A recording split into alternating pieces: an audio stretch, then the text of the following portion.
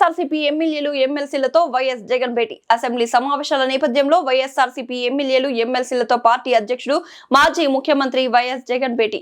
ఎమ్మెల్యేలు ఎమ్మెల్సీలకు అసెంబ్లీ మండలి సమావేశాలపై దిశానిర్దేశం చేసిన వైఎస్ జగన్ ప్రజా సమస్యలపై గతంలోనూ పోరాడా, ఇప్పుడు కూడా మరింత గట్టిగా పోరాడాలి. వైఎస్ జగన్ మండలి సభ్యులంతా సమావేశాలకు పూర్తి సన్నద్ధంగా ఉండాలి. వైఎస్ జగన్ వైఎస్ఆర్సీపీని ప్రధాన ప్రతిపక్షంగా గుర్తించడానికి ప్రభుత్వం ముందుకు రావడం లేదు. వైఎస్ జగన్ ప్రధాన ప్రతిపక్షంగా గుర్తిస్తే సభలో మాట్లాడేందుకు తగిన సమయం ఇవ్వాల్సి వస్తుంది. వైఎస్ జగన్ ప్రధాన ప్రతిపక్ష నాయకుడికి సభలో మాట్లాడే సమయం హక్కుగా వస్తుంది. వైఎస్ జగన్ ఆ హక్కు ఇవ్వడం చంద్రబాబుకు ఇష్టం లేకనే ప్రధాన ప్రతిపక్ష హోదా ఇవ్వడం లేదు వైఎస్ జగన్.